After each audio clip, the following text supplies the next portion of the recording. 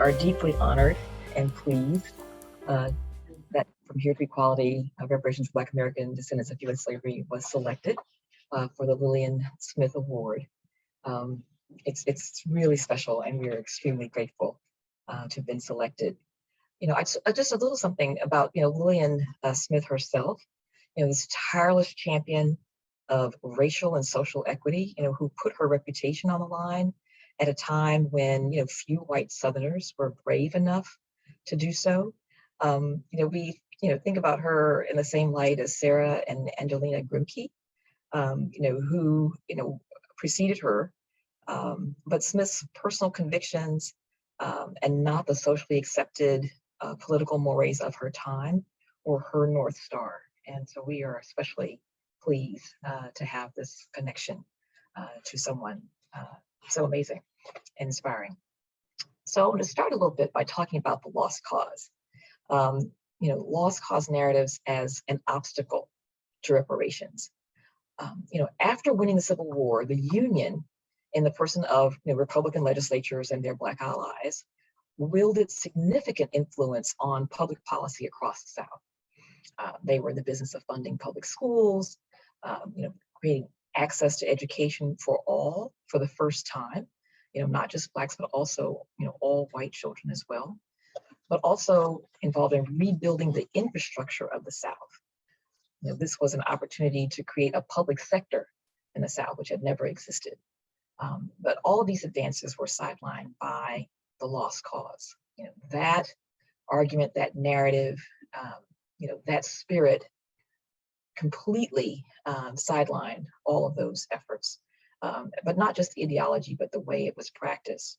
So not only were they silencing Reconstruction and suppressing the success stories of Reconstruction, the lost cause seeded white terror campaigns, which displaced and destroyed Black lives by way of injury and murder.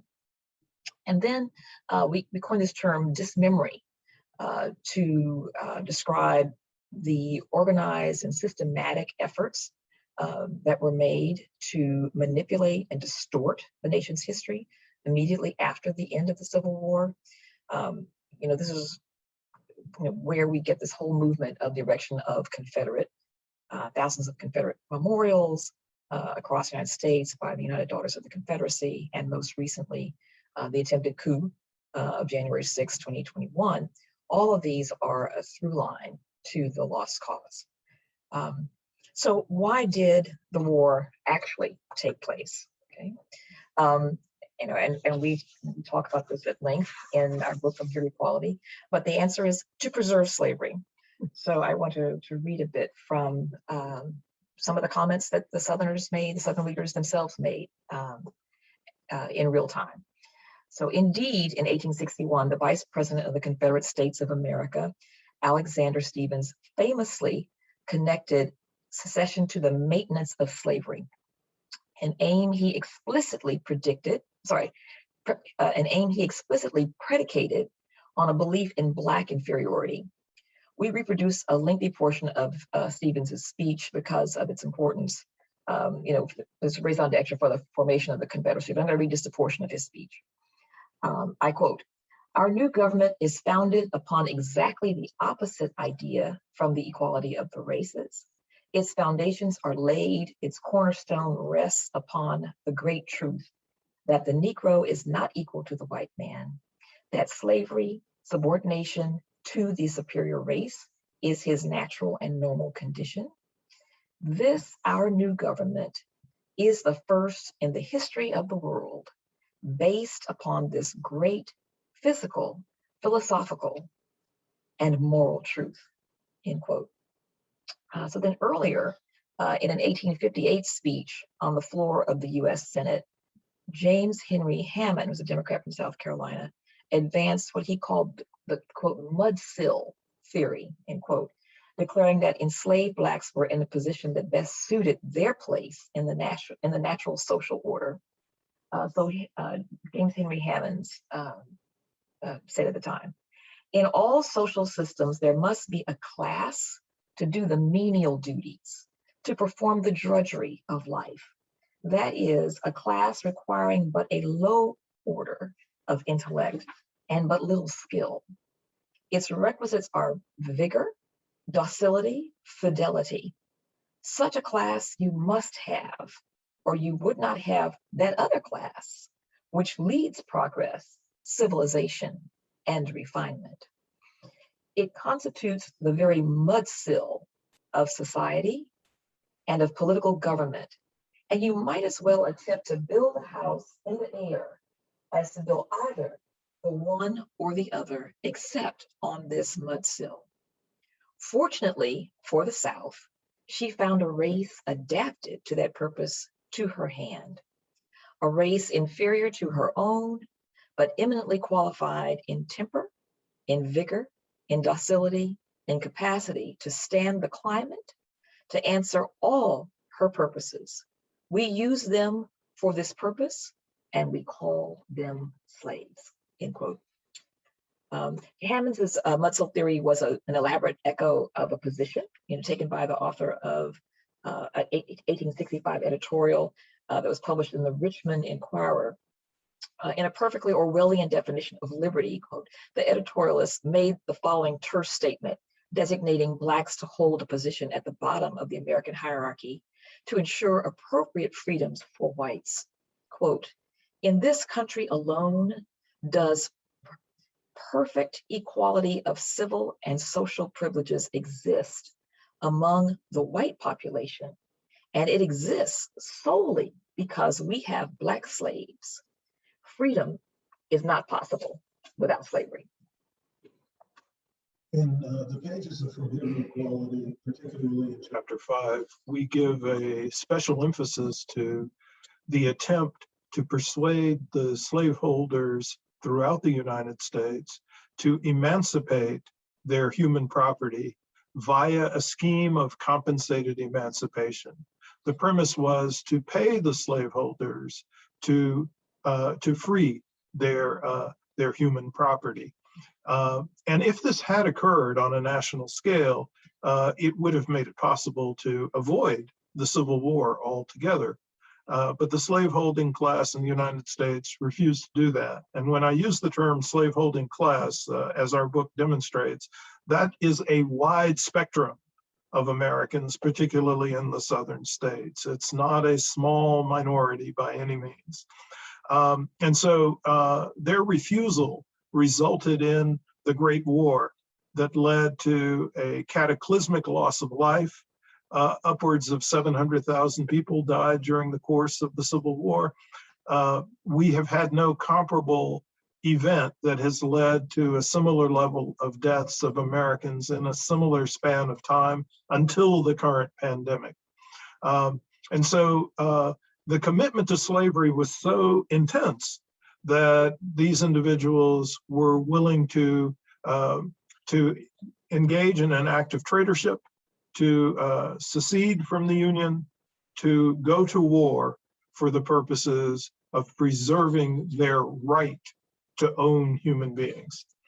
Now, people frequently say in the context of making statements in opposition to the case for reparations that reparations has already been paid by the massive loss of lives that took place during the course of the Civil War. But there's a number of problems with that formulation. The first is the bringing about an end to an atrocity is not the equivalent of compensating the victims of that atrocity for the harms that they have incurred. So stopping a harm is not the same thing as compensating for the effects of the harm.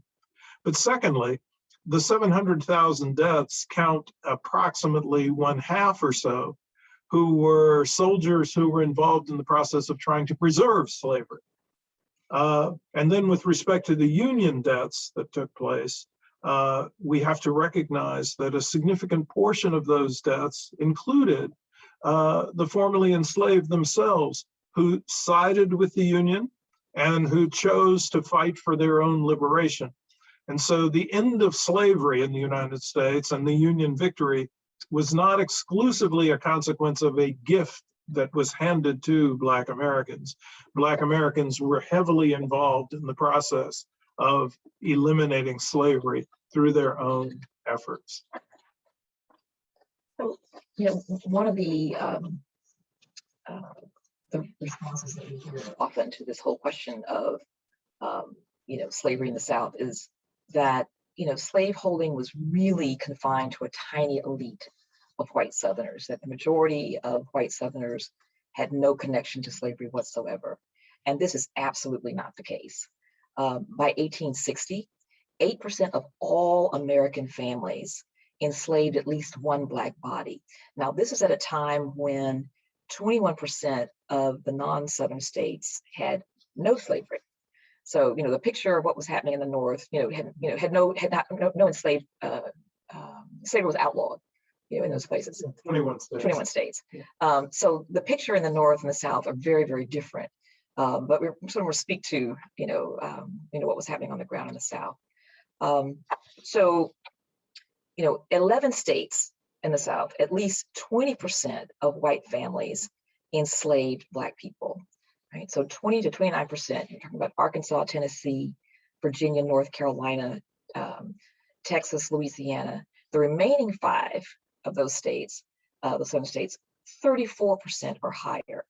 Now, when you talk about slaveholding families, so before we're talking about households, when you're talking about slaveholding families, 40% of all of the white slaveholders, all the whites in Florida, in Georgia, Alabama, Louisiana, and Mississippi and South Carolina had a fantastic, 40%. 40% of those households enslaved Black people. But when you look specifically at Mississippi and South Carolina, the number jumps to a fantastic 55 and 57% respectively. So slavery was not, an institution that was confined to a tiny elite of Southern whites. And many white Americans across the South were dependent upon slavery for their livelihoods. Frequently, the argument is made that reparations is not deserved because there was a significant number of Blacks who actually owned human property as well. In a sense, that's actually an irrelevant point because the fact that the atrocity was conducted by some Blacks does not deny the obligation that the nation has, a nation that made slavery legal, the obligation that the nation has to provide compensation for the descendants of those individuals who were damaged and harmed by slavery and unable to transfer resources across the generations to support the living descendants. But in addition, there simply were not very many Black slaveholders in the United States, nor did they hold a significant number or portion of the enslaved population. So we actually relegated this discussion to a footnote in From Here to Equality, but I want to share the content with you. We say the following, excuse me. The best available estimates indicate that 3,000 free Blacks owned 20,000 people in 1860, approximately 0.5% of the 4 million enslaved persons. The 3,000 slaveholding Blacks themselves constituted less than 1% of the 477,000 free Blacks in the United States. So the scale of Black slaveholding was marginal. And frequently people point out that in some instances, Blacks who owned other Blacks had actually purchased their own family members for the purposes of giving them a better life, even though they would technically classify it as enslaved people. So we're talking next about, slavery being such a long time ago. People say, why are you bringing that up? And we would ask, well, why are we bringing up the Confederacy? And these things were hand in hand. You can't just draw a little line and say we're going to talk about one part of history, but not the other part. And they were inextricably locked and inextricably linked, these two things. So the folks who are claiming their Confederate heritage and the like, in the present moment, are talking very much about the events that occurred when slavery took place. Exactly. But when you think about the generational distance to the period of enslavement, it's not a really long stretch.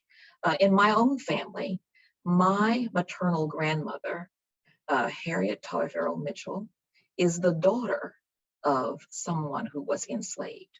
So, that makes me the third generation in that branch of my family. On my father's side, I am the fourth generation out from slavery. So, it's not really that far. One of the consultants who we quote extensively in From Here to Equality is Hortense McClinton, who is an amazing, 102 years old today, who is the daughter of a slave. Her father, Seabrone King, had been enslaved in Texas, and her family actually had to escape Texas because they were being pursued by whites who were jealous of their intellect, their fortune, and they actually evacuated and moved to a Black town in Oklahoma, to Boley, Oklahoma. So from a generational perspective, slavery wasn't that long ago. But when you also think about, what constitutes this case for slavery, this case for reparations, and for us, it's not slavery solely, but also nearly a century of legal segregation in the United States, which was accompanied by over 100 white massacres. These are situations where, whites almost always motivated by, early, this is during the Reconstruction period when this began, by Black people being actively engaged in politics. And, if they weren't able to intimidate Blacks from voting, then they took more serious measures and, ran people out of town, sometimes burned the Black community to the ground, and murdered Black people as well. And, these are very effective. You scatter the population, and, the voting rolls change dramatically. And you've got Black people who then become refugees. But the property that they left behind, what happens to that? And all too often, we're learning that property, which may also have been a major target of the white mobs to begin with, is then appropriated by some of the very same white mobsters who ran those Black families out of town in the first place. So the final comment we'd like to make in our portion of the program today is to highlight what we think are the four major pillars of what a reparations program ought to look like. And this is detailed in the final chapter of our book, which we think is one of the more unique contributions of the book. It's very unusual for folks who are engaged in the reparations conversation to actually say, here's how you should do it. And that's one of the things that we attempt to do in the book. And there are four attributes that we would say have to be met for an effective reparations program.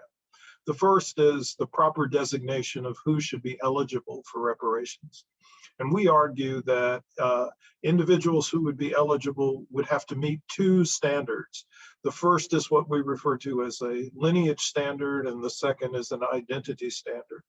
The lineage standard has it that an individual must demonstrate that they have at least one ancestor who was enslaved in the United States.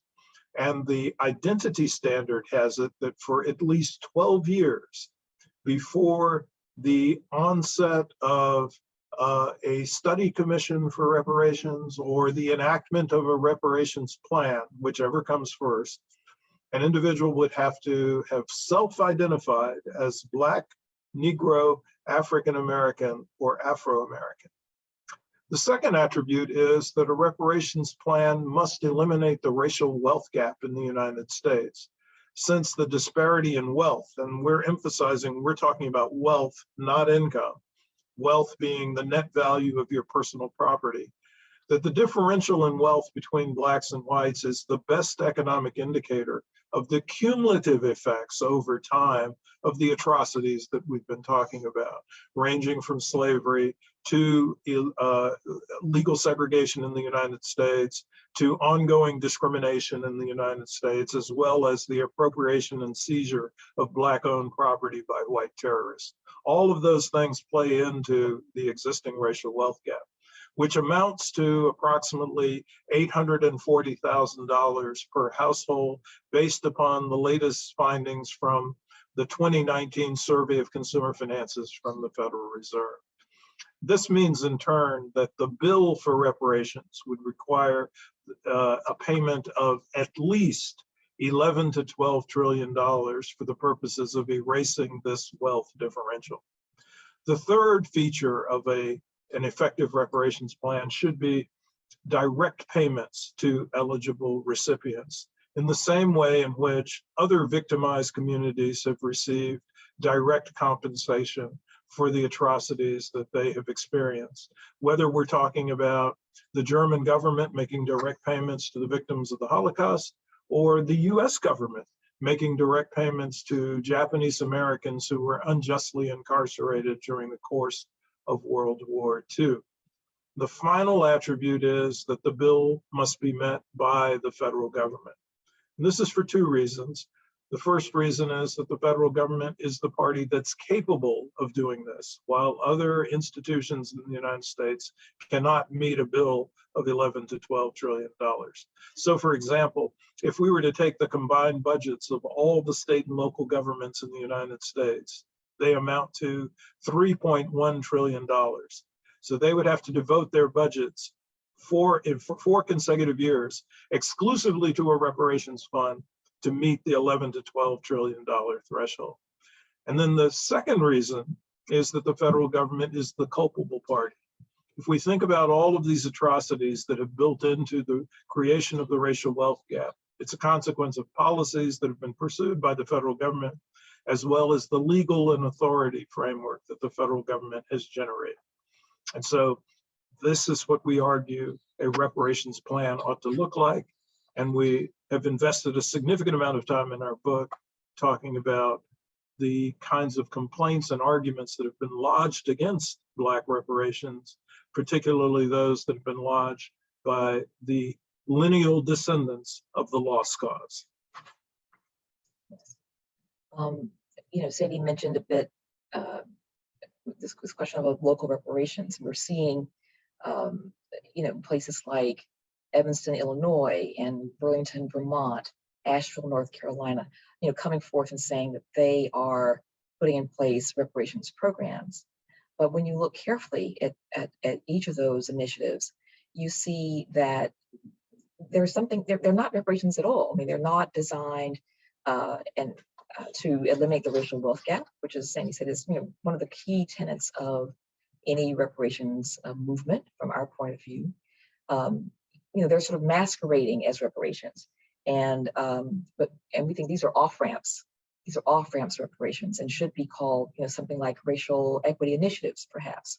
But the terminology reparations we feel somewhat proprietary about, and believe it should be reserved for programs that have at their center the elimination of the racial wealth gap for Black American descendants of U.S. slavery.